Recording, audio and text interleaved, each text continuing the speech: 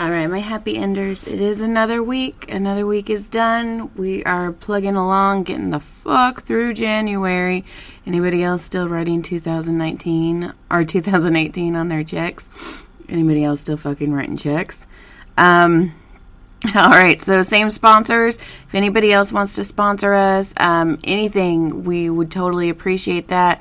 You can contact me at joyshappyendings@gmail.com. joyshappyendings@gmail.com. Fuck that shit.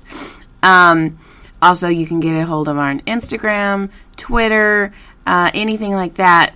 It would be really, really appreciated. Like I said, same sponsors. We have Blue Apron. Blue Apron is super awesome. I don't know about you, but fuck life right now. I have no time to breathe, let alone cook or go grocery shopping. So Blue Apron actually does that shit for you. They don't breathe for you, like there's no CPR, but they do go shopping for you. They send you recipes, so you don't even have to fucking think about what's for dinner. You just look at the thing, go, okay, this is what I'm making, and then all the ingredients are right there. It is amazing. BlueApron.com, they are giving you a special if you go to blueapron.com/happyendings, which is BLUEAPRON.com/HAPPYENDINGS. You get 30% off your first box, so fucking try it. It's awesome. Famous Smoke Shop. I'm not a smoker, but I'm actually thinking about taking it in. Most likely I'll just start sucking on cigars like dicks, but hey, whatever. Famous Smoke Shop, you can get cigars. They're very good cigars. It's a very awesome, I don't know, how many times have I fucking said very? It's a really cool website, and they have premium cigars, and if you use promo code HOT20, which is HOT20, you get $20 off your purchase of $145 or more, or HOT10, which is HOT10, you get $10 off a purchase of $85 or more, so go fucking check it out. Handy App is a super awesome app. It's a one-stop app for all of your needs, your home needs. So if you need cleaning, pool service, building shit, anything like that, they also will not help you breathe. But Handy App, not Happy App. Happy App would be something completely different. Handy App sounds pretty bad too. But no, they're not. They're awesome. They will come clean your house. They'll clean your pool. They'll build stuff that you need. They will do simple handyman services. Like if you decided to marry a millennial who doesn't know how to do shit, you can do that. Or, I mean, they might know how to do shit, but who cares? If you don't want to do shit, if you want to go carry around a tuba case and twirl your mustache instead of putting up the ceiling fan, Handy App has you saved. And if you use promo code AppSave30, which is APPSAVE30, you get 30% off your first booking. Shoe Dazzle, we know how I fucking love shoes. Shoes are the only thing that I actually do want to wear all day. Shoe Dazzle is really awesome because you take a quiz.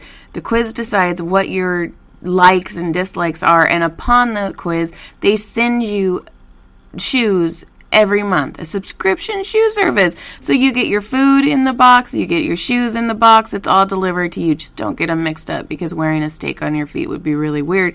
But hey, do what you want to do. And if you go and use promo code Happy Shoes, which is HAPPYSHOES, you get $10 off your first box. So that's fucking awesome. Or $10 for your first box. Dollar Days. Dollar Days is a one-stop, and we have Handy App, now we have Dollar Days. It's a one-stop website where you go on and you can get all your stuff in bulk, where it's shampoo, conditioner. You just go and look, and there's so much stuff on Dollar Days. It is so amazing what you can buy on that website in bulk, and you just have it. Like I said last time, if you decided to adopt an orphanage, you can get them shampoo, the little dirty little fuckers. Dollar Days gave us 2 promo codes, Happy Endings 20, which is HAPPYENDINGS 20. You get $20 off your purchase of $200 or more. Or Happy Endings Ship, which is HAPPYENDINGS SHIP. You get a flat rate of $9.95 for shipping. This week's episode is Benji Aflalo. I adore Benji. I see him at the store all the time, and he's kind of intimidating to me, but he was super awesomely nice, and this was a really fun one. He, at first, was very hesitant to get a massage because that's not his thing, but he was nice enough to actually come and do the podcast, so I hope you guys enjoy. It was really hard for me to come up and ask you if you wanted to do it. Oh, okay. I was like, don't yell at me. I don't yell at anybody. Okay, I'm going to take a picture. Everyone's going to yell at her? Yes, and I always think everybody hates me. And this is yours. It'll go straight into the washer, so you can... What do you mean straight into the washer? You can put tears on it, snot on it. Oh, okay. No, I just didn't want to look all snotty-eyed in the photo. No, you look adorable. Okay, 1, 2, 3.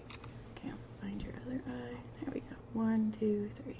All right. Okay, so you haven't had a massage like this before. I've had a massage before, but I don't really do this. Okay, well then thank you for doing this. Oh, yeah, no problem. And you can always tell me if you don't like something, something's too much pressure, not enough pressure. You're not going to hurt my feelings until later when you leave, and then I cry. So. No, I'm not a complainer. Get undressed, get under the sheets. Ooh, you're in for a treat. No, I promise this is not a dream. It's just a happy ending with Joy Eileen. Okay, so on the table today, we have Benji Aflalo. I said your last name right? Yes. Okay, because I screwed up Annie Letterman's and I screwed up Cynthia Levin's, so I'm kind of hesitant when I say last names now. I'm like, oh, shit. Okay. We only get to hear what the person that's bringing you up on stage calls you. That is true. And a lot of them fuck it up, so.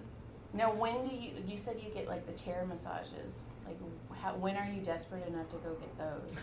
I have, like, a somewhat sensitive upper body because I had this year where I separated my shoulder and I got whiplash. Okay. And so since then, every once in a while, like, my right shoulder blade up to neck area will, like, get really messed up. Right. But I usually do Bikram once things are really bad. Okay. And I prefer that. So, but if things are so bad, even that doesn't work, then I'll go do a chair massage.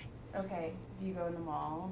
Or do you Yeah, no, I go to... It looks like shady. It's actually right over here on La Brea and Sunset. It's called, like, something Foot Spa, where, like, the El Pollo Loco is and the Wendy's upstairs there.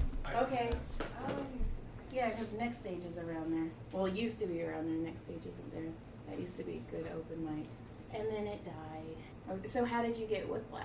I was driving to a friend's house. I was around Fairfax and Olympic, and this girl hit me so hard, and she kind of, like, hit me twice because she rear-ended me. Then her airbag went out, and she lost control of her car, and then she rear-ended me again. So it was really gnarly. And then she gets out of the car, and I'm pretty sure she was drunk. It was like nighttime. It was probably like 10 p.m. She's in a bikini and like a robe. But she was like pretty, and I felt bad, and I was like... Was it Cassandra? Yeah, right. I was like, what am I going to do? Like, call the cops? Like, I knew she was drunk, but I didn't realize I was hurt yet. Yeah, it takes a while. Yeah, and so the next day I was hurt, and then I was like, I should have, but it's like, it's too late, and then I don't even know if insurance ended up paying for my physical therapy or not and stuff, but... Yeah, it's amazing, because people will come in the chiropractor's office, and they'll just be like, I just got hit, but I feel fine, and I'm like, oh, you need to go home and ice. Yeah. And the next day they'll call me or text me, and they're like, Joy, fix me. Okay, I told you. Yeah. Because you have that adrenaline surge, and then you don't realize. It's almost like when you first work out after a while. Mm-hmm. The next day, you're like, whatever, I'm cool. But then the day after, you're like, oh, shit, I have muscles, and they hurt. Yeah. So I got pretty messed up. How long ago was that? Maybe like 3-4 years ago. Okay. But now it's pretty still. I think it's mostly from the separated shoulder because I don't think that ligament ever fully healed. Yeah, it takes a really long time for ligaments to heal. Yeah, so I think that's just going to be a little messed up forever, but... Yeah, ligaments and tendons, they don't have a readily blood supply to them. Like, muscles heal faster because they're filled with capillaries, and they heal faster because you can have the blood supply. Mm-hmm. But ligaments and tendons, I mean, just like when you eat, like, a chicken or something, you see those, and they're bright white. They're like that glistening white. It's because there's no blood flow to them. Mm-hmm. So because of that, it takes a lot longer. and I'm dorking out. So we're gonna go back to you. Okay.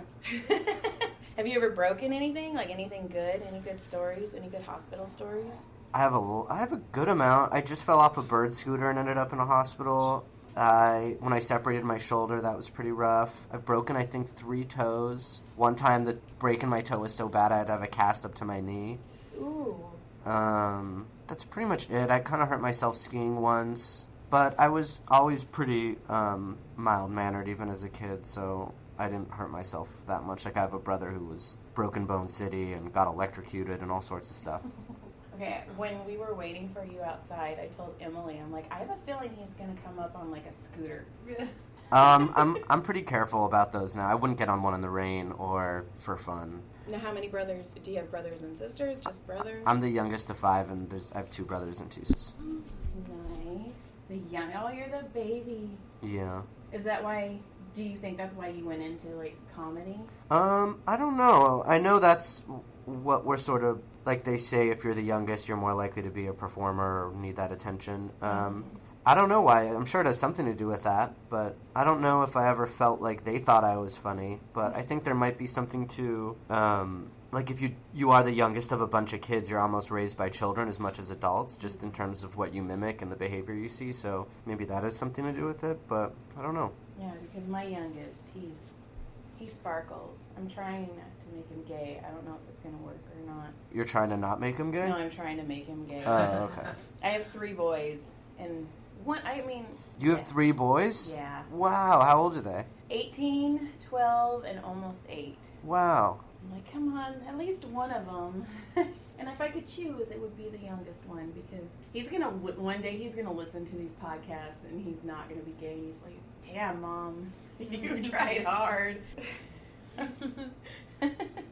So, okay, the separated shoulder, you can feel it. Yeah, I'm you sure. can feel where the muscles are not connected differently, but they're working differently. Yeah, because it has to hold, the muscles surrounding it have to hold it in place because the ligament's weak. Yeah, they'll start compensating for Yeah, it. so that's why the pain isn't usually in my shoulder when it hurts. It's like around it somewhere. Yeah, that makes perfect sense. But I've gotten really good at dealing with it on my own, and I do yoga when I can, and that helps, and I sort of know how to repair myself, so that's why I don't do too many massages. Yeah, that was actually going to be my next question. Like, what else do you do for your body? Because you travel a lot too, right? I just try to go to the gym. Okay. Usually. I have a trainer sometimes, but I'll just go to the gym and I kind of go easy. Sometimes I do like a high intensity interval training class.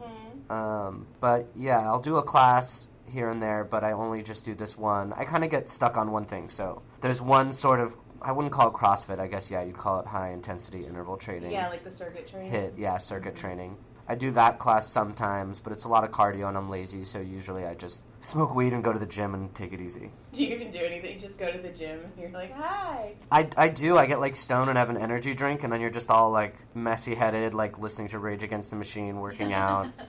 And I don't put too much pressure on myself, so if I'm only in there for like a half hour, I'm like, all right, I'm bored, I'm leaving. So I don't like try too hard. Rage Against the Machine is one of my workouts too. I know it doesn't look like it, but I do work out.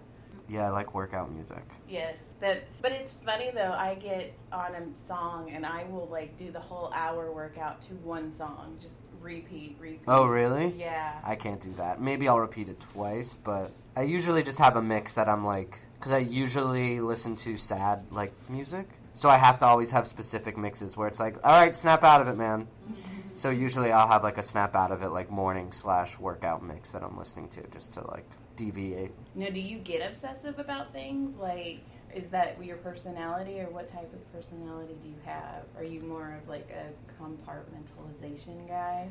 I don't know. I think I can get obsessive over things. But yeah, it just sort of depends. I'm pretty obsessed with comedy right now. And then if I have a project that I'm into, I can get obsessed, but also at the same time I'm not like the best hustler. I'm not someone who's always working on 3 different things, and like, you know, one of the few people now who doesn't have a podcast, so I'm not like a spinner of many plates. But when I decide to work on something, I do get obsessed and do my best. Have people tried to get you to do podcasts? I don't think that's how the world works. I don't think people walk up to you and they're like, the world needs more podcasts and it's on you. Some of them do. Like, no. That's kind of how this one started.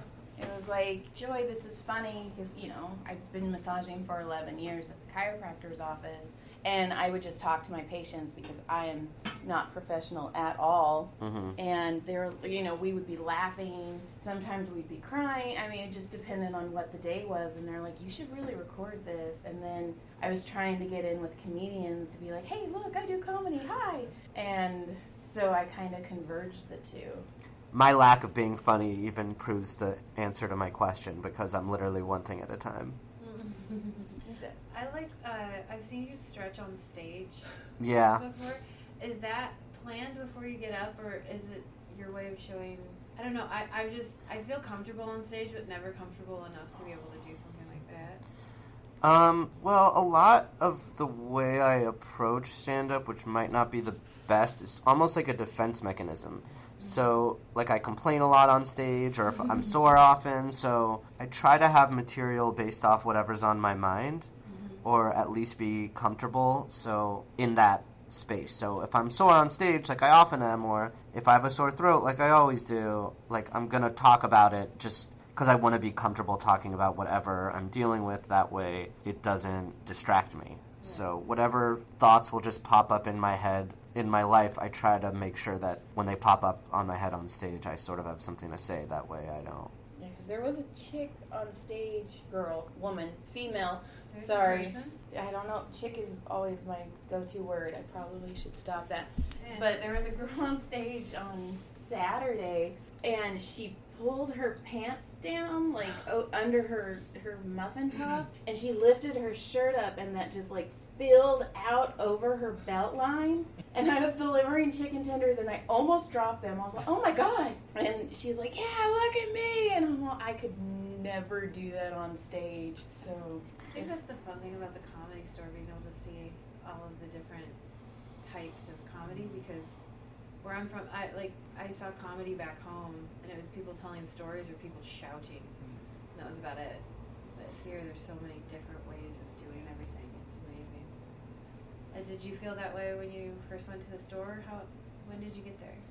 I think I got there, I think I started working there in 2008, but I started doing, like, bringer shows there, I think, in around 2007, 2006. who passed you? Tommy Morris, yeah.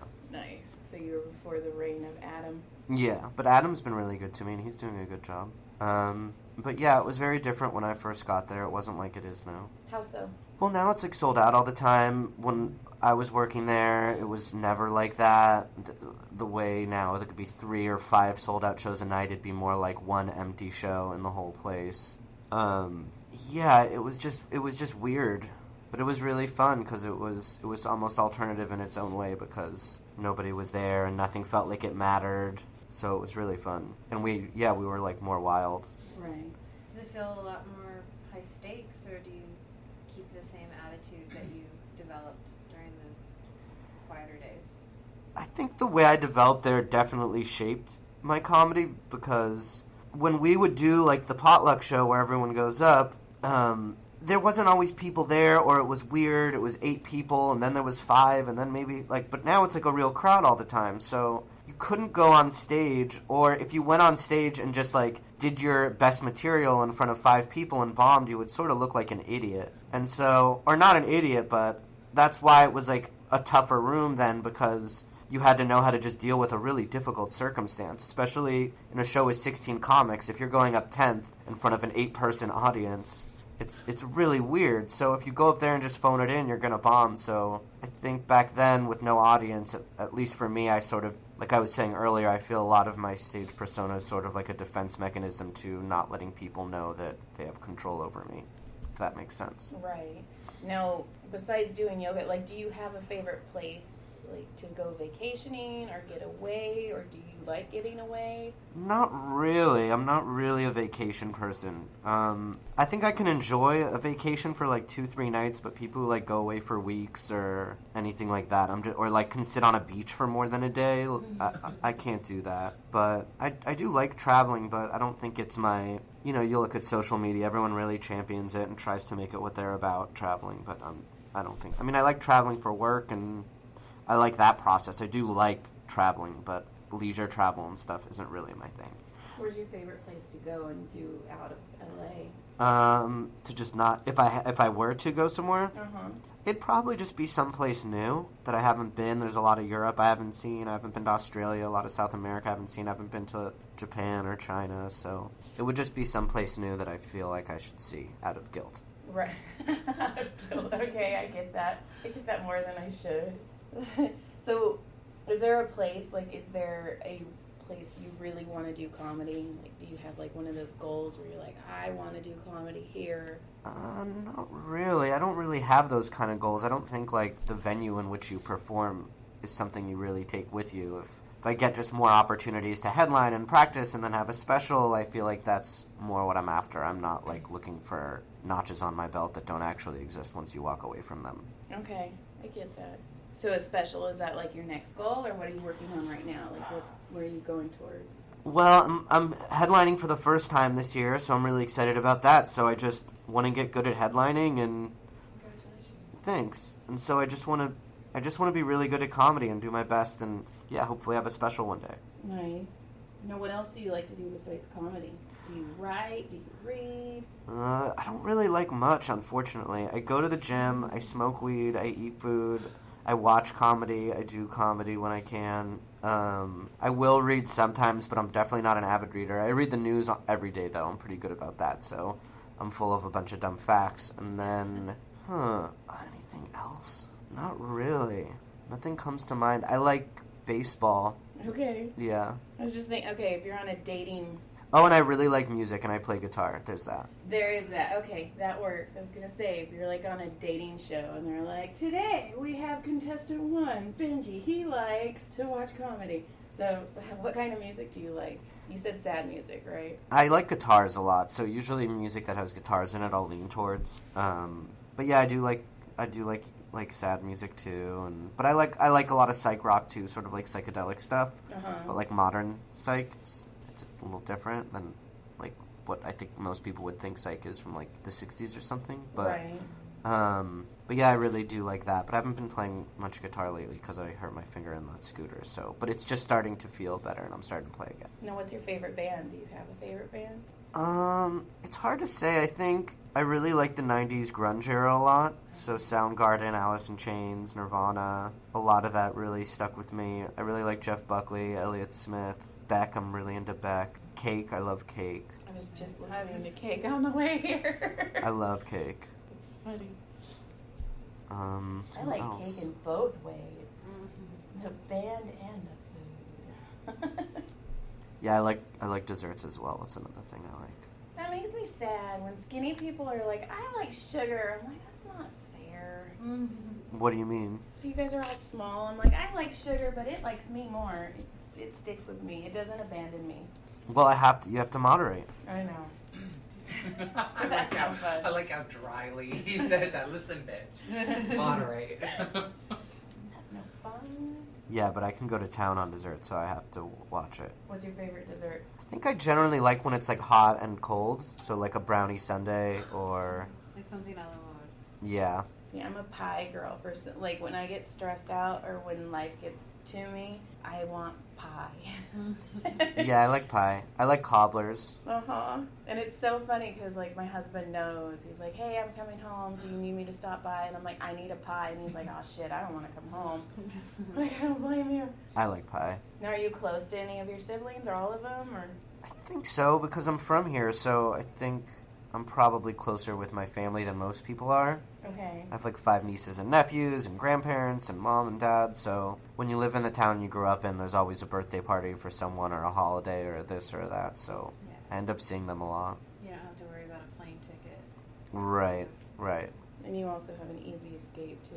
Like, yeah, I'm gonna go home now. And you can't just be like, Oh yeah, no, I wouldn't want to be with my family for like days on days like people do. That's not a good idea. Now, do you have like a favorite story like doing comedy? I have so many stories. What do you mean? But do you have like The one that you want to tell people. I have a recent story that I've been wanting to tell.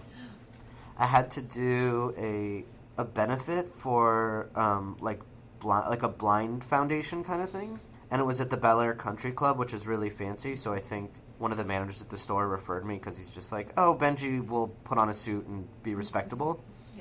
And I knew it was going to be tough because I just knew it. Because they can't see the jokes coming. No, it wasn't even that. There were some blind people there, but I just knew it was going to be tough. So then I didn't get a script, so I didn't really know what I was doing. And they were like, we'll send you a script. I didn't get anything until I got there. And then they were like, oh, and there was like a blind guitar. Oh, was he a guitarist? Yeah, it was a blind guitarist. And then they're like, also, the surprise guest is Stevie Wonder. He's going to join him. And I was like, okay. And then I basically, it was just, it's so hard to do stand-up in that situation because no one wants to hear it. And then they had me do stand-up when everyone was still eating, which is usually not a good idea. So I started doing stand-up. It's going really, really bad. There's not even a place for me to stand. It's like Bel Air Country Club people not giving a fuck about me at all. And then I'm like kind of starting to do okay. Like they're kind of stopping to eat and listen to me. And then Stevie Wonder walks in. And then Stevie Wonder's blind, so it takes him a while to get to his seat. So now everyone's looking at Stevie. Literally half the people get out of their chairs while I'm doing stand-up to take pictures of Stevie Wonder, who can't see that he's being mobbed by people, obviously. So, like, there's no sense of, like, courtesy when someone's blind and you're taking a photo of them. Like, everyone immediately was, like, 5 feet from his face. So then stand-up got derailed again, and then it was just really a tough night for me. And then I mispronounced a blind woman's, like, retinal disease or something. Oh, no. And then she, like, called me out on it, and I'm just in my head, I'm like, they didn't send me a script. I'm like, how am I supposed to know how to pronounce your disease? But it's not her fault. And then not hooked on phonics over here. Yeah, so it was just, it was tough. But everyone was really nice, and even though I did poorly, I think people knew that I didn't have a chance, and they were polite. Do you have, like, a crazy heckler story? So many crazy heckler stories. I've had glasses thrown at me. No. The reason there's security at the store is because of me. There was no security until an incident with me. And 3 guys, I think it was Adam, Josh Martin, and I think it was a patron had to pull one guy off the stage. Oh my gosh. Yeah, it was so scary. Then they got security. What, were you in the OR? Yeah, that was the OR. There was a guy on Kill Tony, I want to say like 4 or 5 weeks ago, and he's super creepy. Like, he was tagged creepy before he even got in. Like, he would try and stand in the spot, like, we stand in the same spot every Monday. And he was standing there, and he would just, like, mumble to himself and start laughing. And I was like, oh, this guy's fucking crazy. So he gets pulled up, and, like, you could tell everybody was kind of super uncomfortable. And he's trying to tell jokes. He's just in his own head. So security walks in, and I always keep telling the security, I'm like, if you guys need backup, I'm here. I want to help. Let me help. So Asani, the big security guard, he goes, and he's just standing by the stage, just chilling. And the guy starts getting a little weirder. So Asani takes off his jacket, and now I'm pumped. I'm like, oh, we're going to take this guy down. Yeah. And he looks over at me, and we make eye contact, and I do that finger to eye thing back and forth to him. Like, yeah, I'm going to help you. And he starts shaking his head like, no, don't help me, Joy, please. You're going to make this work. I'm going to have to get Joy off the stage before I can get this guy off the stage. So for Christmas, I got a security t-shirt that I'm going to wear tonight. The security guys have to be more subtle.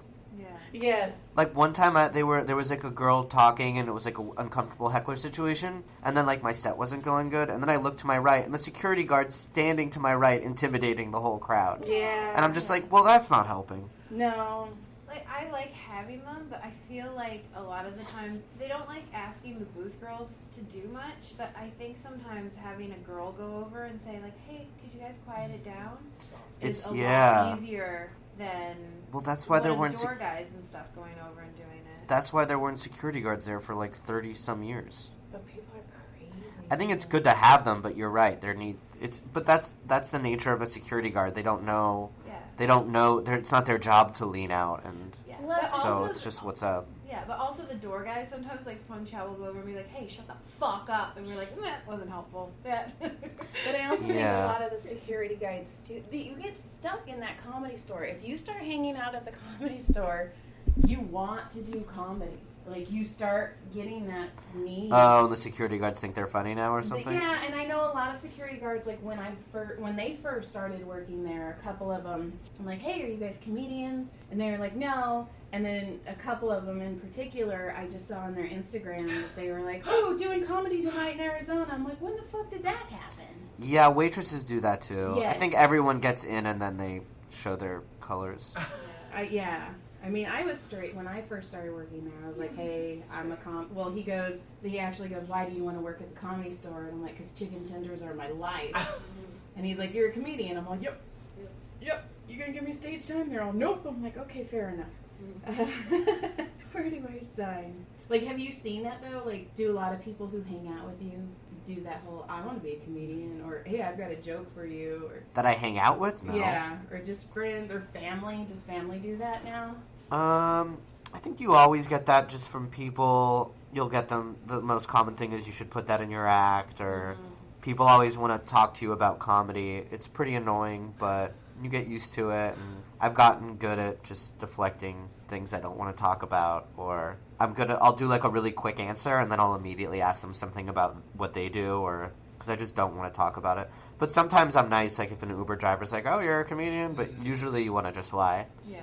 But you get recognized, right? Because, I mean, we're on TV. Sometimes, not always. No? See, that's one of the other intimidating things. Because, like, once a lot of comedians jump to TV, they're harder to talk to. I was like, huh. And then I feel like I am obnoxious and annoy people anyway. So when I'm like, hey, I have a podcast where I massage you, I'll be really nice, please. And then I want to run away. Like, I'm not kidding. When I saw how the parking structure was so fucked up, I'm like, oh my God, he's going to hate me. He's going to hate me, and it's okay. So I'm kind of like that, too, because I was a door guy, and so I still am scared of guys. yeah. I'm scared of comedians. How long For were no you a reason. door guy? 3 years? Sounds right? Did Yeah. you do, after you got passed, did you quit, or did you stay for a while? No, I quit immediately because I don't want to be that guy. Uh-huh. It's funny. And then what was next after you were passed? I was a real estate agent for like a year, and then I got a writing job on Jeff Ross's show, so I quit my real estate job, and I haven't had a square job since. Oh, that's awesome. Was real estate your only normal job? Sort of. I mean, yeah, pretty much. I mean, I worked for my family, and then I worked at the store, and then, yeah, I was a real estate agent, and then that was it, yeah. Now, when did you know, like, comedy was in your blood? Like, when did you, like, okay, I want to try this? Or was it a try this, or do this, or this is what it's going to be? I think my whole life I didn't want to do something square, and I really liked music a lot, and then I don't think I picked up a guitar early enough, and I'm a really slow learner, so when I was like 18 in college trying to figure myself out, I did some music open mics, and I didn't feel like I was really good, and then I started doing comedy ones, and I felt like I was getting a better response, and I was a little more confident about it. Where'd you go to college? I went to the University of Arizona, and then I went to a school in New York called Marymount. What did you graduate with? Communication arts. Okay. I'm sorry. You laughing at my major? No, I found this knot in your shoulder and then just... It's okay. It's a joke Can I ask a major. question? Yeah. Cassandra Cass, for you podcast listeners. We are Yeah. back at her house. So who are some of the comedians that you just idolized growing up? Who were some of the people that formed your opinion on comedy? A lot. I watched really early. So when I was really young, there was a lot of Gallagher on TV. So I'd say young, I really liked Gallagher. And then by, I think it must have been junior high, I think it was junior high. Comedy Central was on TV, so it wasn't at that point. It wasn't even like who was my favorite. They would showcase so many young comics, so that's where I got introduced to like Jeff Ross, Dave Attell, Sarah Silverman, Dave Chappelle. There were so many of them. Like I loved Dr. Katz on Comedy Central, which was just a bunch of comedians. Ray Romano. So I kind of give it a lot to Comedy Central at that age because there was just so much comedy. Right. And it wasn't even like anyone specific. It was just like I loved comedy. And then when I was in college, I was really inspired by Bill Hicks, and he was part of the reason I'd say I started doing comedy because I'd say him got me to start. And then when I was in New York, once I left Arizona, I was probably like 21. There was a really good year for HBO specials. It was Louis C.K., Jim Norton, Bill Burr, Patrice O'Neill, Flight of the Conchords, Bonnie McFarlane, Kevin Brennan. I'm probably forgetting someone, but I remember, like, watching that and being like, because Bill Hicks was dead already, and I was like, oh, cool, and cool comedy doesn't exist anymore, I'm sure. And then after I saw all those guys, I'm probably forgetting some, but it was just an amazing year of stand-ups and stand-up specials. And then that was when I started going to watch comics at the Cellar and started doing open mics in New York. And that was when I decided, once I finished college, I wanted to do stand-up. Now, who's your inspiration now, or who do you feel is underrated in the comedy world right now?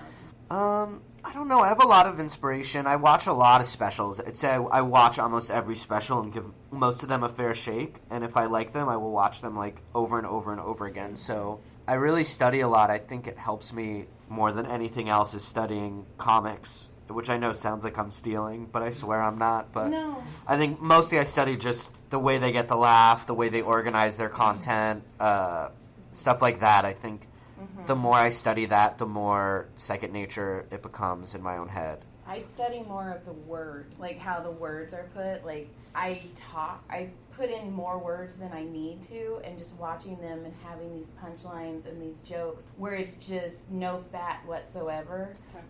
Yeah, that to me is the most impressive thing. So I really listen to what they're saying. I'm like, okay, they took that word out. Or if I would have done the joke, I would have said it like this. So I need to figure out how to get rid of these 20,000 words that they have in 5. Yeah, I really like jokes. And so that was another inspiration when I was little. I really liked David Letterman Top 10 list. And I used to buy all the books when I was like a little kid. And so when I got my first writing job, on the first day, I numbered all my jokes because I was just so used to reading them out of top 10 list books my whole life. Like there was never any other written medium of jokes that I knew so well. So I remember I was embarrassed my first day because they're like, why are you ranking your jokes? And I was like, oh, right. Like, it was just this thing I had in my head. And so, yeah, I obviously never did that again. Well, because this is how it's supposed to be. But I learned a lot in joke writing jobs about, economy of words and the different ways to tell a joke. Would you want to write for like a late night talk show? I would, yeah. I've had similar gigs where it is joke writing, but I haven't worked on a late night show necessarily, like a Tonight Show or a late show. But I would. It's just you got to write a whole packet. It's really competitive. It's really time demanding, but I'm kind of, like I said earlier, I sort of put my attention in one thing at a time. And I don't think I'm not the type of person who can do stand-up and on the back burner try to get a writing job on a late night show. I'm sort of got to pick my priorities, and I feel like because of the TV show for the last year and a half, that's sort of been a priority over everything, and for the first time in a while I get to make stand-up a priority, and I just don't want to not do that because it's making me happy. No, I get it. So did you put stand-up on the back burner when you were doing the TV show? I mean, I did and I didn't. I still did it because I didn't want to lose my ability to do it, but I was probably only doing it once a week, and I wasn't really writing new jokes at all. So that's just kind of there's something about my brain where I really need to really, really care about something for it to work. And so it wasn't like my stand-up was terrible during the course of that time, but I just wasn't writing or anything. So I didn't have my heart, mind. Yeah, I really throw everything at that one thing when I like it. And so I think that's just what's required out of me because I'm lazy and stupid. No, but I mean, that's one of the biggest battles, too, is figuring out how you are as a person, Yeah, because there's just people out there who can do a million things at once and do them well and are prolific and whatnot. And you can make yourself feel bad that you're not that person if you're not, or you can beat yourself up every day to try to be that person, but I don't think I am that person, and that's okay. I don't want to be hard on myself about it. Yeah, and I think that's a very intelligent approach, is just being like, hey, this is me. I know how I work. I know what gets the best out of me. So obviously you doing 100% of one thing is getting 100% of what you need. Yeah. So, no, I think that's a very intelligent thing. And I like to tell people, every body is different. So if you can figure out what makes you click and stop listening to everyone else, one of these days I'm going to take my own advice, I think that's a good way of approaching life, is figuring out, like, okay, this is me. So you're going to do stand-up for a while? Are you going to try and do another TV series? Well, that's the thing. I think a lot of people in my situation would be doing that, trying to get another TV show, but I just don't think that's where my heart is right now. And I know if I was a little less lazy or a little more like successful people are, I could do 2 things at once or 3 things at once. But for now, I've never headlined before, and I have to do it for the first time over the next couple months, and I just don't really want to freak myself out anymore. That's freaking exciting, though. Like, that's a huge deal, too, is you're headlining. Yeah, I'm really excited. And you should be. That's awesome. Now you get to see you got knots over here, too. Are you okay? I guess I should have asked, like, a while ago. Yeah, I'm Are fine. you okay? Yeah, no, it's fine. So I started digging in. I started finding knots on you, and I'm like, okay, we're going to get rid of these. So what's dating? Because, like, for a comedian, what is that like? What is dating like for a I comedian? mean, is that difficult, the late nights? I mean, tell us about, like, your personal life. Well, the thing with dating is, like, I can't speak for every comedian. There's some comedians who are single their whole lives, and there's some who are married with families. I'm single right now. I don't think stand-up necessarily affects my dating in terms of scheduling, but yeah, I'm pretty single. Pretty single. Now, have She's you like, have you noticed more people approach you now that you've been on TV? For dates or just in general? In general, or for dates, whenever. Maybe a little bit, yeah, but it doesn't, I don't feel like I'm in, like, a different stratosphere of potential, if that makes sense. Like, I don't feel like I was dating female Shreks and now I'm dating supermodels or something. But, I think it must, yeah, but I don't know. Have you seen, like, a different reaction when you get on stage? No, because I don't think the show's that popular. I mean, there's definitely a lot of... Before I wasn't... Like you said, it's like I'm on TV, so, like, now I meet people who like the show, and there are a few people in the audience who know who I am, but it's not like I'm famous, and most of the audience knows who I am, or a large amount of them usually know who I am, even. See, I can see the show being almost like a cult classic, where it's gonna hit later. Yeah, I hope so. I hope so, too. Because it's one of those shows, like, I've watched it, and it's your humor, which cracks me up. And it's just so silly but dry at the same time that I could see it becoming like a cult classic where people start, like binge watching it, because I know that's the new thing, too. Yeah, I hope so, because, I don't think there are many shows like it. No. And so, yeah, you hope that maybe that'll give it some sort of legs in the future. Now, were you a part of, like, writing it, or did you? Yeah. Yeah. Esther and I made a short film years ago, and then that, like, sort of helped us get the show, and the short film was sort of like a proof of concept of what we thought a show about us would be. I loved watching the show and seeing the characters that you would give different people from the store. Is that like the Bobby Lee character with the fish store? Yeah, Bobby's great. Bobby got me hired at the store. It was really cool to work with him in that situation. It was sort of surreal. Bobby got a lot of people hired at the store. Yeah, Bobby really helped me a lot when I was younger. Because I listen to the Comedy Store podcast, which is why I try and stay away from, a lot of the historic questions, because I feel like they've already been asked and answered on the Comedy Store, and I just don't want to repeat podcasts. But if you listen to the Comedy Store podcast, a lot of the comedians are like, yeah, Bobby Lee got me in. Bobby Lee got me in. Yeah, I mean, he's sort of just a really good person and is always mindful of how to give back or how to be a good person, and so, yeah, I guess I'm lucky that he helped me. So you came up with Esther? Mostly, yeah, I was a door guy there, and Esther was there. I think she probably got there like a year later, so I was like a door guy with like Matt Edgar and Tony Hinchcliffe and Francisco and Dan Madonia. So you were around when Tony and Esther were dating? Oh, yeah, I was.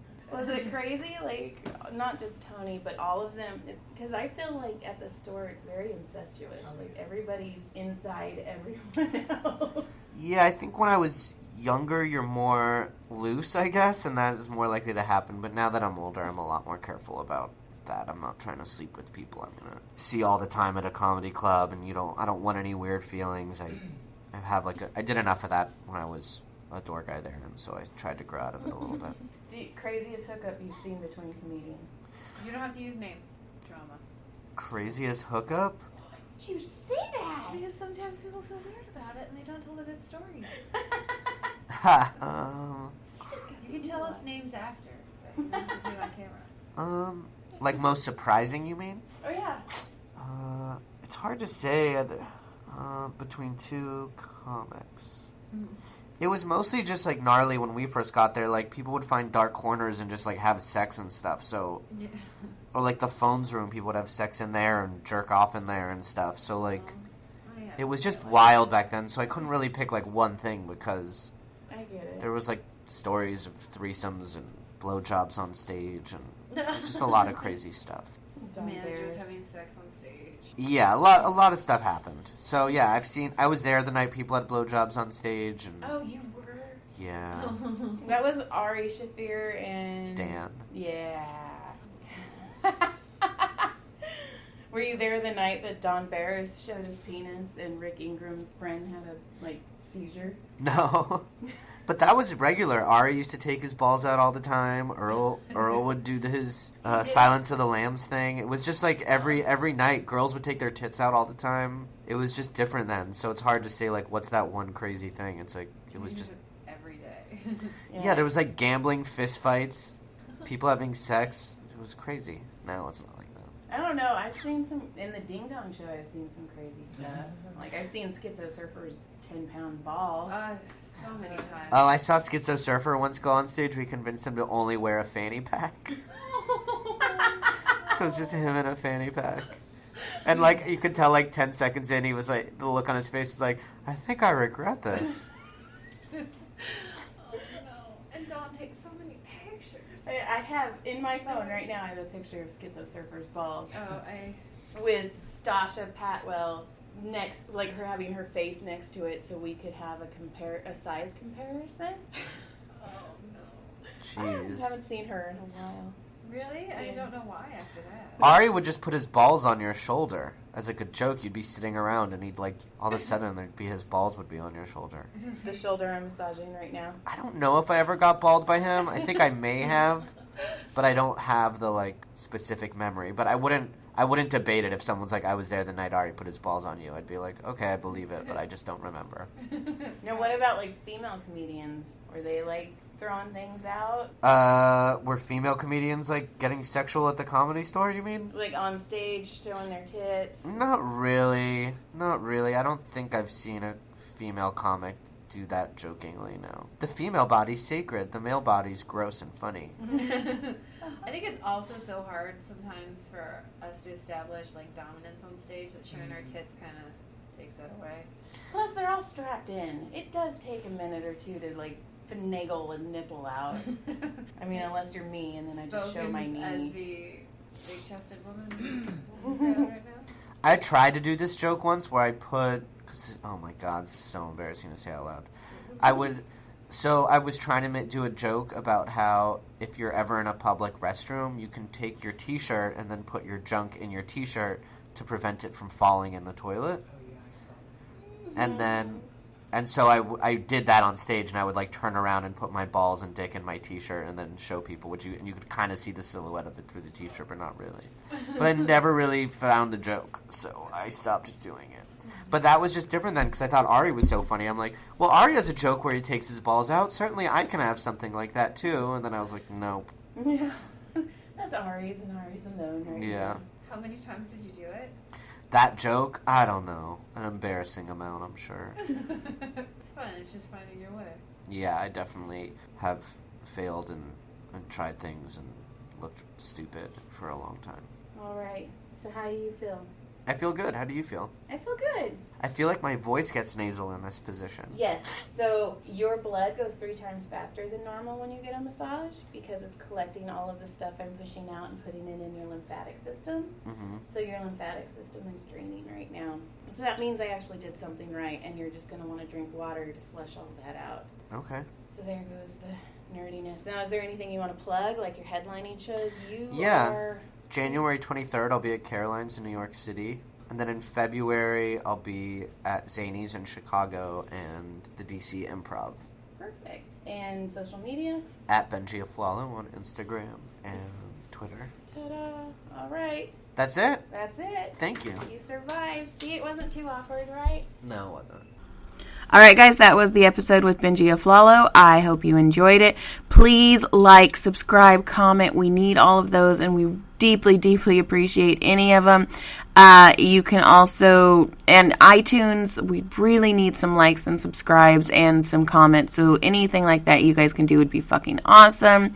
I hope you guys enjoyed the episode. And if you want to sponsor us or anything like that, please send us an email at joyshappyendings@gmail.com. Have a good day.